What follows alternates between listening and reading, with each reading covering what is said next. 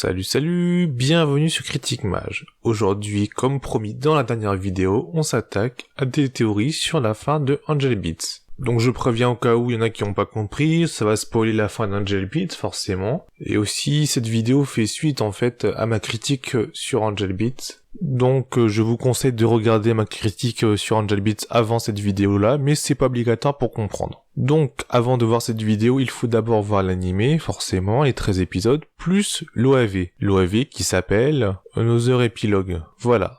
C'est un OAV de merde avec des gags pas drôles, une histoire pas drôle, c'est pourri. Mais à la fin en fait, alors déjà il y a l'ending en fait, avec que Yuripe, je m'en rappelais pas de ça franchement. Et ça montre vraiment que l'ending se base et centré sur le personnage de Yuripe comme je l'ai analysé dans ma vidéo précédente. Mais surtout en fait à la fin, après l'ending, on a un épilogue où on voit une petite scène qui se passe où en fait globalement pour résumer Otonashi est resté seul dans le monde de Angel Beats. Surtout on le voit en fait, je m'en souvenais plus du tout. Déjà il joue le badass là et puis il parle et quand j'ai entendu sa voix, ouais parce que j'ai pas révisé pour faire ma vidéo précédente en fait, quand j'ai entendu sa voix je me suis dit oh non, c'est pas lui, non, c'est pas lui. Du coup, je suis allé sur Google, j'ai regardé un peu qui était le seiyuu de Otonashi, et il s'avère que c'est...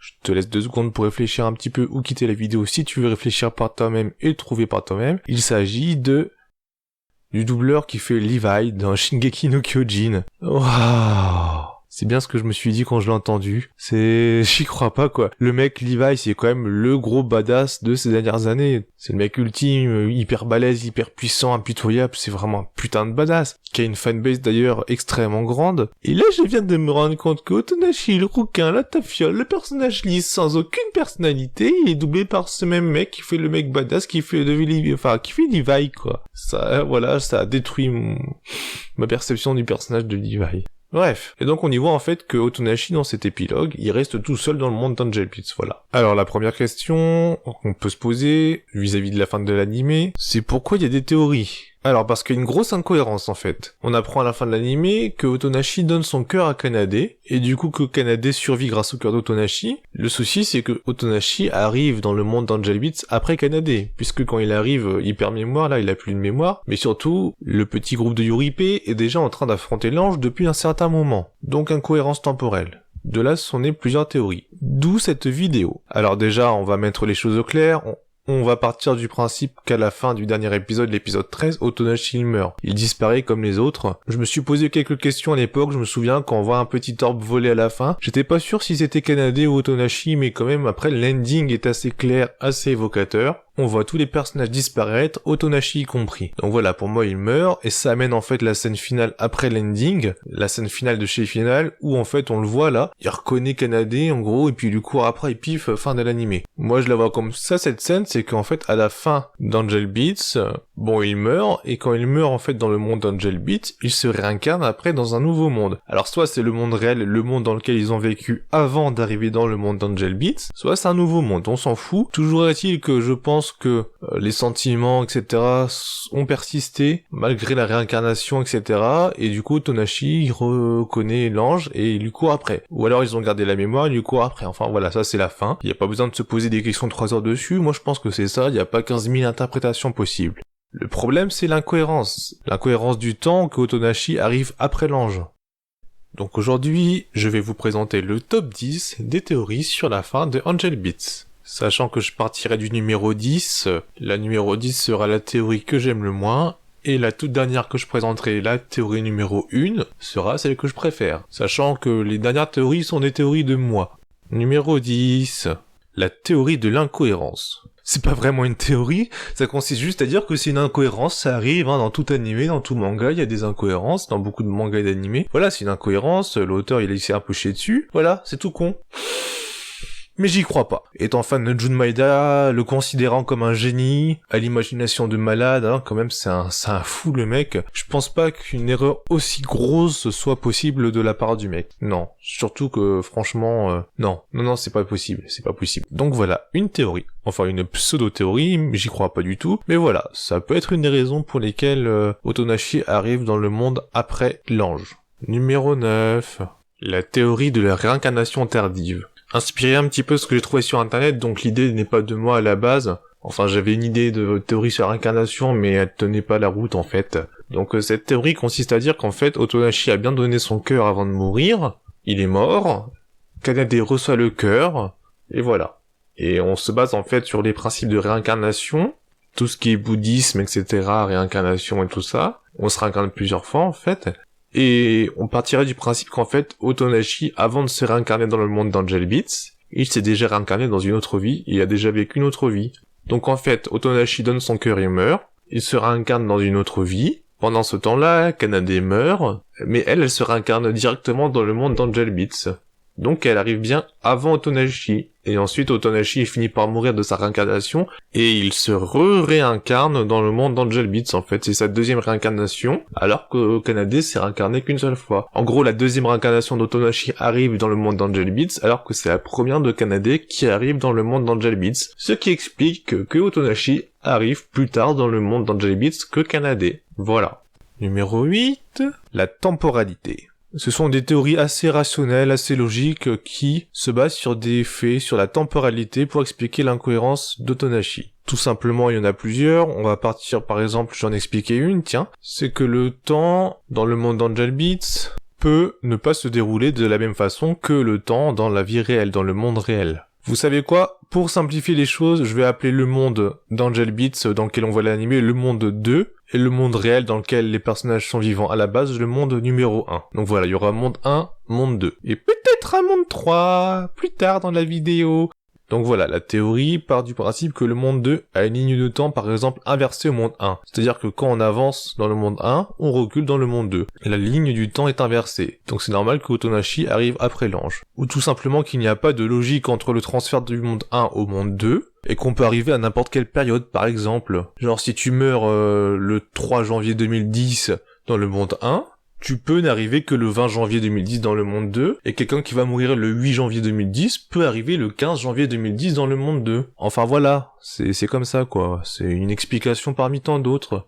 Ou alors une autre explication, c'est que niveau temps dans le monde 2, il n'y a absolument aucune cohérence au niveau du temps. Il n'y a pas cherché de logique, il n'y a pas tergiversé dessus. Ou sinon, que le temps du monde 2 se passe selon une boucle temporelle, c'est-à-dire qu'un certain nombre de jours est prédéfini, je sais pas, par exemple, disons 30 jours, et que ces temps se répètent indéfiniment comme une boucle. Du coup, même si Otonashi arrive plus tard dans le monde 2, vu que le temps est en boucle, il peut arriver dans le monde 2 plus tôt, entre guillemets plus tôt, que l'ange. Je pense que les schémas sont plus explicites que ce que je dis à l'oral. Voilà. Numéro 7... Otonashi est un rouquin, donc il n'a pas d'âme. Ouais, là on est un petit peu sur du Made in Critique Mage, hein. Il est mort dans le monde 1, et comme il n'a pas d'âme, en fait, il peut pas vraiment se réincarner dans le monde 2, donc il erre dans une espèce de dimension, un espace-temps, je sais pas trop quoi, un truc parallèle, quoi, longtemps, au point d'en perdre la mémoire. Puis, pendant qu'il erre dans sa dimension parallèle sans âme, etc., les autres vivent leur vie. Kanade meurt dans le monde 1, puis va dans le monde 2, etc., et Otonashi finit par arriver. Alors pourquoi? Une explication simple, on va dire que c'est parce que Kanade, elle veut en fait remercier son donneur, celui qui lui a donné son cœur, pour lui permettre de continuer à vivre. Du coup, elle a des regrets parce qu'elle a pas pu le remercier, du coup, elle arrive dans le monde 2, et comme elle peut pas remercier son donneur, une force pour qu'elle puisse le remercier, une force va, entre guillemets, attirer Otonashi dans ce monde, voilà. Par exemple. Et il arrive sans mémoire parce qu'il a erré, parce qu'il n'a pas d'âme, parce que c'est un rouquin. Pas mal la théorie, non? Numéro 6... Alors celle-là, je l'ai trouvée sur internet, mais je la trouve très bonne. Otonashi, en fait, il ne se réincarne pas dans le monde d'Angel Beats, en fait, il meurt dans le monde 1, et il n'arrive pas dans le monde 2 parce qu'il n'a pas de regrets. C'est pas mal, c'est vrai. On voit qu'il est entre guillemets heureux de mourir comme une merde en donnant son cœur, là, quand il s'est fait écraser par le train, je sais plus trop quoi. Non, il se fait pas écraser, pardon. Quand il a eu son accident de train, il est content, finalement, de se trouver une raison de vivre, un sens à son existence, en donnant son cœur, voilà. Donc, il ne se réincarne pas, il disparaît, il meurt comme tout le monde. Pas de réincarnation dans le monde 2.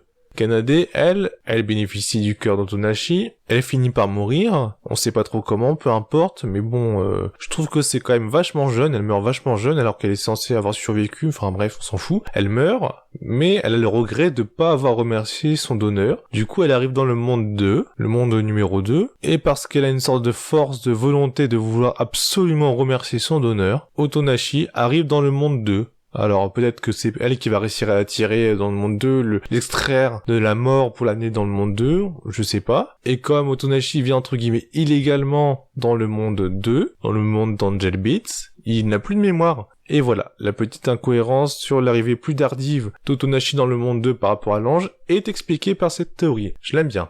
Théorie 5. Avant d'attaquer cette partie de la vidéo, je vous conseille de regarder l'épisode 12, notamment le passage où Yuripe parle au mec là, le programmeur, je sais plus ce que c'est, enfin bref. Et où il explique que le créateur de Angel Players serait encore dans ce monde, il aurait attendu sa bien-aimée, il aurait perdu la mémoire, serait devenu un PNJ, patati patata. Et là on va rentrer dans les théories qui consistent à dire que ce personnage, ce dieu entre guillemets du monde d'Angel Beats, c'est Otonashi.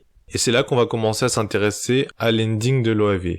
On va partir du principe que la scène où on voit Otonashi à la toute fin de l'OAV, là assis tout seul, ne se passe pas après Angel Beats, après l'animé, mais bien avant l'animé. Donc voilà. Numéro 5. Alors, cette théorie, je la tire de mémoire de ce que j'avais lu sur internet, sur des forums, je sais plus trop quoi, donc elle n'est pas de moi. On part du principe que le créateur c'est Otonashi, il a vécu dans le monde 2 il y a longtemps, est tombé amoureux d'une fille, la fille est partie du monde 2, elle est morte entre guillemets, enfin remorte, vous me comprenez. Lui il a pété les plombs, comme dit par le binoclard là, après il est devenu un PNJ, patati patata, et après les autres personnages qu'on connaît arrivent, genre Yuripe etc. sont arrivés. Suite à ça, il y a eu quelque chose qui a fait que Otonashi s'est retransformé en la personne qu'il était, il est sorti de son état PNJ. Donc on pourrait partir du principe que c'est grâce à l'amour, parce que le binoclard a dit que c'est l'amour qui dérègle un peu tout dans le monde. On va dire que c'est par exemple l'amour que va éprouver Yuripe pour sa famille qu'elle a su constituer. Ça se tient, sachant que Yuripe est quand même un des personnages les plus importants de l'anime. Donc Otonashi redevient normal, sauf qu'il a perdu la mémoire parce qu'il est devenu PNJ. Il vit ses aventures là, l'anime tel qu'on le connaît, et suite en fait à son amour naissant pour Kanade, le système se dérègle complètement. Ça amène plein de merde là, les trucs noirs, les machins noirs, enfin voilà tout le micmac qu'on voit à la fin de l'anime. Et voilà, c'est ça la théorie quoi, qui explique l'incohérence temporelle, enfin pourquoi Otonashi arrive après. C'est une théorie assez intéressante, je trouve. Voilà. Numéro 4. Alors cette théorie, elle est de moi, mais vraiment de moi. Je suis parti en fait globalement de la théorie précédente, qui n'est pas de moi, et grand romantique que je suis, j'avais envie de transformer ça en faisant en sorte qu'en fait la fille dont était amoureux Otonashi, c'était Kanade. Comme quoi il l'a aimé plusieurs fois. Ça a quelque chose de romantique, je trouve, de beau. On montrait que ce sont un peu des âmes sœurs, entre guillemets. Et ça explique des choses aussi en plus. Donc voilà, j'ai trouvé ça intéressant. Du coup, je me suis un petit peu torturé la tête pour trouver une explication rationnelle. Et la seule chose que j'ai pu trouver, c'est créer un nouveau monde. Donc voilà, je vais vous expliquer cette théorie. Alors, ça se passe avant l'anime Angel Beats. On est dans le monde 1. Le monde réel, où Otonashi il meurt, là il donne son cœur, il meurt sans regret, etc.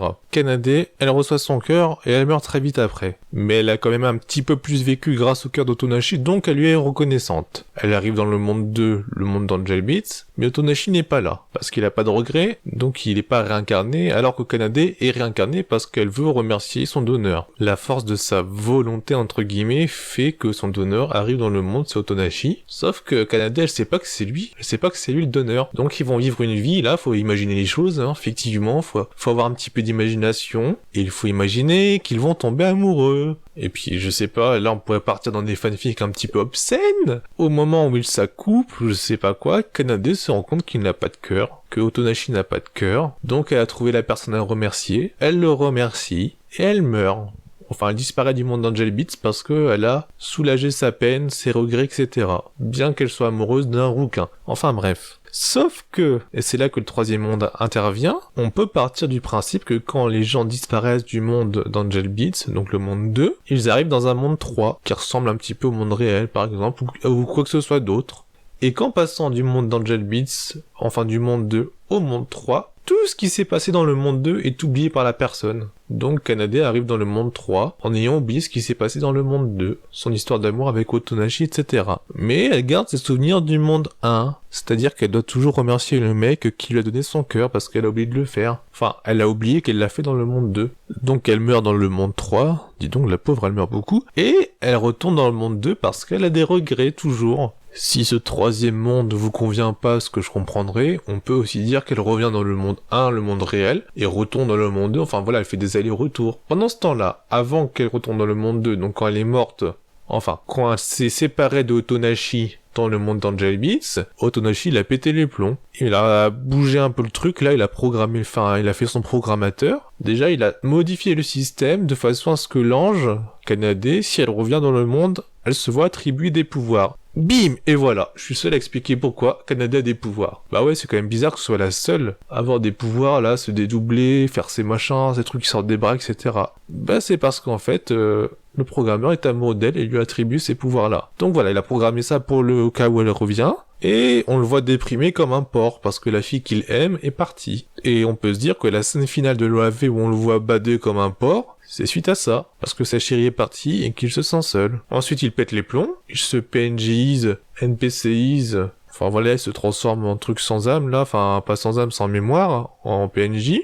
Donc Kanade finit par retourner dans le monde 2 comme je l'ai dit il y a quelques secondes, et sentant sa présence, et ben lui, il redevient Tonashi. Sauf qu'il s'est entre-temps PNJisé, enfin NPCisé, donc il a perdu la mémoire, à la fois de ce qui s'est passé dans le monde 2, et ce qui s'est passé dans le monde 1. Mais ça, il va la retrouver au fur et à mesure, il va se rappeler de sa sœur, etc. Et ensuite commence à animer Angel Beats tel qu'on le connaît. Et ça explique pas mal de choses. Pourquoi l'ange a des pouvoirs? Pourquoi il est amoureux d'une fille aussi vite? Pourquoi il tombe amoureux aussi vite? Bon, c'est un rouquin, il est puceau, etc. Mais quand même, il tombe très vite, trop vite, très vite, alors que c'est l'ennemi, il s'attache à l'ange. Ouais, c'est son âme qui lui parle, c'est son âme sœur en fait.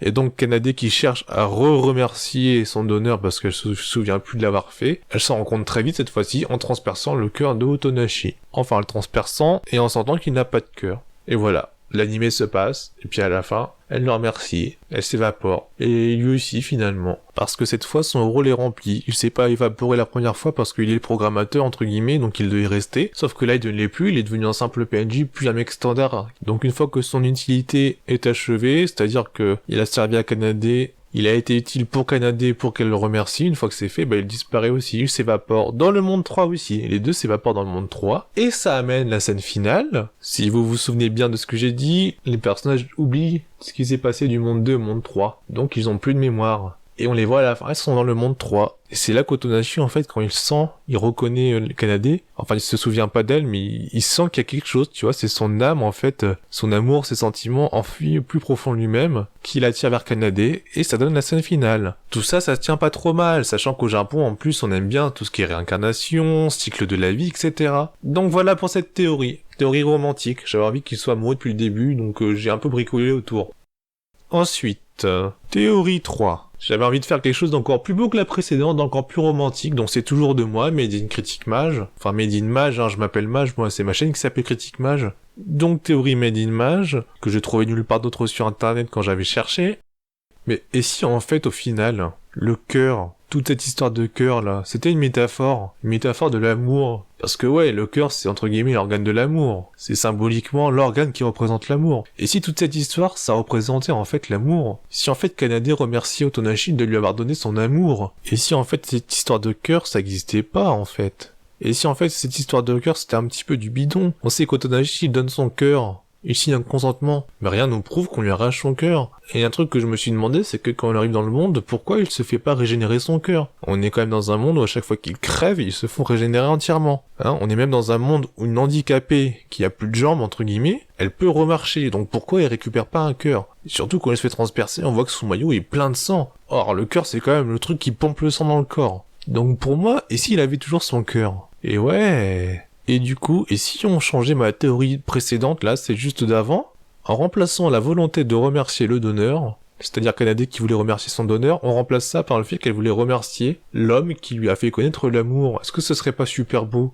Et si en fait, le regret de Kanade, c'était pas de ne pas avoir connu l'amour? Donc on reprend tout. Alors, ils sont dans le monde 1 avant l'animé. Vous allez voir, c'est pareil que la théorie précédente. Ils meurent tous les deux, ils arrivent dans le monde 2. Kanade, elle, s'est réincarnée parce qu'elle n'a pas pu connaître une histoire d'amour, c'est ça son regret. Otonashi arrive suite à la volonté de Kanade. Je fais vite, hein, mais vous verrez que c'est exactement pareil que la théorie précédente, hein, donc voilà. Je détaille pas plus, c'est pas utile. Ils s'aiment énormément, ils tombent amoureux, Kanade est comblée, du coup elle disparaît, dans le monde 3. Otonashi il pète les plombs, parce que lui il est pas là pour combler un besoin d'amour en fait, hein. Il est là suite à la demande de Kanade, mais comme c'est le NPC, machin, là, le dieu, etc., il reste. Ensuite Kanade meurt, dans le monde 3, elle revient dans le monde 2, encore une fois je le répète, entre le monde 2 et le monde 3, on perd les souvenirs du monde 2, donc elle se souvient pas d'avoir été amoureuse, enfin d'avoir vu son désir d'amour comblé par Otonashi. Elle le voit, et c'est quand elle le transperce qu'elle se rend compte en fait au plus profond d'elle que c'était son amante dans une vie antérieure. Plutôt que son cœur, elle sent plutôt son âme, quoi. C'est son âme sœur. Et blablabla, l'animé se passe, etc. Enfin voilà, de toute façon c'est la théorie précédente, sauf que tu remplaces la volonté de remercier le donneur par la volonté d'avoir de l'amour, enfin de trouver un amour. Et arrive la scène finale. Moi je me suis quand même demandé, depuis longtemps, Otonashi il dit à Kanade qu'il est amoureux d'elle, et elle dit je peux pas te remercier, machin, sinon je disparaîtrai. Mais pourquoi? Si on réfléchit un petit peu, elle aurait juste à lui dire, enfin ne pas le remercier. Si vraiment elle devait disparaître parce qu'elle devait remercier Otonashi qui lui a donné son cœur, elle aurait juste à ne pas lui dire merci. Elle le remercie pas et puis elle vit avec en amoureux dans le monde de Angel Beats. Non, là elle peut pas. En fait elle est bloquée parce qu'elle sait, d'après cette théorie, que s'il y a un amour, elle va disparaître. Donc c'est pour ça. C'est pour ça qu'elle peut pas répondre à ses sentiments. Et c'est pas une histoire de cœur donné en tant qu'organe, c'est une histoire de cœur donné en tant qu'amour. Et quand elle dit à Otonashi, quand elle a transpercé, j'ai senti que tu n'avais pas de cœur, ça peut vouloir dire j'ai senti que tu n'avais pas d'amour. Et c'est vrai, il était amoureux de personne à la base, enfin, au moment où elle le transperce, parce qu'il avait oublié ses sentiments dans sa vie antérieure. Et ouais. Et quand elle lui dit, tu t'es rappelé de tout ça, là, de tous tes souvenirs, quand tu as dormi sur moi, enfin la tête contre moi, je sais plus trop quoi, parce que tu entendais le cœur. Non, parce que tu entendais ton cœur. Et si elle voulait dire que le cœur c'était elle, c'était que c'était elle son cœur, le cœur d'Otonashi. Et ouais. Et ouais. Et si c'était en entendant le cœur de Kanade, soit son cœur, entre guillemets son cœur de son amour, en entendant le cœur de son amour battre, qu'il s'est remémoré les trucs. Si on part du principe qu'ils n'ont fait qu'à un moment, ils ont baisé quoi. Est-ce que c'est pas ce contact qui lui a rappelé tous ses souvenirs? Est-ce que cette théorie elle déchire pas un petit peu la classe de sa race du romantisme de sa grand-mère, non? Ouais. Putain, je suis un génie quand même, à monter des trucs comme ça. Bon, ceci dit, ces deux dernières théories, bien que je les adore, il y a quand même un défaut, c'est qu'on part du principe que Otonashi, à la fin de l'OAV, quoi, il déprime là, etc., ça se passe avant l'animé, sauf que si on y réfléchit, non, pas trop en fait, non. Parce que dans son petit monologue là que j'ai réécouté quand il engueule l'étudiant, je reviens toujours pas qu'il ait la voix de Levi, non mais... Ah là, j'en aurais parlé dans ma vidéo critique si j'avais révisé Angel Beats avant de faire une vidéo dessus. Mais ouais, quand il fait un monologue, il parle en fait d'une fille qui voulait constituer un groupe d'amis, et avec une image, clairement, ça montrait le bureau du Ripé. On devine clairement qu'il parlait du Ripé. Et il parle aussi, en fait, on voit le gant de baseball de Yui. On devine clairement qu'il parle de Yui ou d'autres personnages qu'on a connus dans l'animé. Donc en fait, cette fin se passe, normalement, si on réfléchit bien, après l'animé, ce qui annule un petit peu une petite part de mes théories précédentes. Donc c'est pour ça qu'on va s'attaquer aux deux dernières théories, qui sont pour moi les meilleures. Toujours de moi, bien sûr. Donc, théorie 2. La théorie du visual novel. Alors cette théorie... elle tombe un peu comme un cheveu sur la soupe, parce que j'avais 9 théories, et ça me faisait chier parce que je voulais faire une vidéo top 10. Alors je me suis posé 5-10 minutes en me disant, bon, Mage, tu vas prendre une théorie, parce que tu vas faire une vidéo top 10, parce que je vais faire plusieurs vidéos top 10 sur ma chaîne, et je voulais pas 9 théories. Donc je me suis posé, et j'ai réfléchi. Donc voilà, en 5 minutes, j'ai pondu des théories genre... Otonashi est en fait un PNJ à qui on aurait implanté des faux souvenirs, j'aurais aussi inventé la théorie du rêve, enfin voilà, pas mal de théories en fait, putain de théories, mais que j'affectionne pas particulièrement. Mais puis au bout de 10 minutes, m'est venue une théorie, entre 5 et 10 minutes plutôt, m'est venue une théorie très intéressante, et qu'en fait j'adore, à tel point que je l'ai propulsé dans le top 2, tu vois. C'est bien une théorie inédite à ma connaissance, jamais vue sur internet, jamais vue nulle part, après peut-être que quelqu'un l'a déjà pondu, mais je pense pas. Enfin c'est possible, contrairement aux deux autres qui sont vraiment, faut vraiment avoir mon esprit pour les pondre, celle-ci, je pense que d'autres personnes auraient pu la pondre. Et ça consiste à dire qu'Angel Beats est un visual novel. Tout ce qui se passe dans l'anime c'est un visual novel. Alors si vous ne savez pas ce que c'est, vous allez regarder ma vidéo sur la saison 1 de Clannad. Voilà. Donc un visual novel c'est un jeu vidéo. En fait Angel Beats c'est un jeu vidéo. Ça explique en fait les phases d'action, là où les personnages se combattent. On peut aussi expliquer les phases de rythme, avec la danse, etc. Ça peut faire des mini-jeux de rythme. Et on peut imaginer que tout le reste, c'est un visual novel où on incarne Otonashi et qu'on interagit avec les personnages. Et dont le but, en fait, c'est de prendre plusieurs voies, et dont la voie principale, ce serait de finir avec l'ange. Enfin, finir amoureux de l'ange et que ça se finisse tragiquement. Ça explique aussi toutes les mises en abîme avec les programmations de jeux vidéo dans un jeu vidéo, puisque c'est un jeu vidéo. les trucs un peu surnaturels, là, les pouvoirs de l'ange, etc. Ça explique plein de choses. En fait, Otonashi, c'est nous, c'est le joueur. Ça explique son caractère transparent, c'est le joueur qu'on incarne quand on joue au jeu vidéo. C'est un jeu vidéo auquel on jouerait en fait, Angel Beats. Ça explique que quand on démarre la partie, on arrive seulement, enfin Otonashi arrive seulement, alors que d'autres personnages sont déjà arrivés avant, sont déjà dans le jeu vidéo. Otonashi, il est en fait dans le monde depuis un petit bout de temps, il est pas arrivé après l'ange, c'est juste que quand on lance le jeu, faut s'imaginer qu'Angel Beats c'est un joueur qui joue, donc c'est nous. Quand on lance le jeu, c'est là qu'apparaît Otonashi devant nous en fait, sans mémoire, etc. Mais il était déjà dans le jeu. C'est le joueur en fait, et tant que le joueur arrive pas dans le jeu, les autres personnages du jeu ne considèrent pas son existence. Voilà. Ça explique aussi les fins différentes qu'on peut, selon les cheminements du jeu, les routes, les voies, avoir des fins différentes. Une fin où on disparaît tous les deux, et puis ça donne la scène finale, ou une fin où il y a que Kanade qui disparaît, et ça donne la fin de l'OAV, etc. Voilà. Et cette théorie prend des proportions encore plus importantes quand on sait que Jun Maeda, c'est un petit peu le king du visual novel. Hein, il a fondé le studio Kei avec plusieurs personnes, et le studio est quand même à l'origine, et Jun Maeda est à l'origine de visual novels célèbres genre Clannad. Hein. Clannad, à la base, c'est un visual novel. Clannad, Canon, Air, Little Buster, etc. Donc ouais, c'est un peu le roi du visual novel. Hein. Il a un peu révolutionné le monde du visual novel, donc voilà. Le fait qu'en fait Angel Beats soit un animé original, mais qu'en fait ait pour base un visual novel, enfin qu'il ait créé, qu'il ait utilisé comme modèle un visual novel, ça explique pas mal de choses.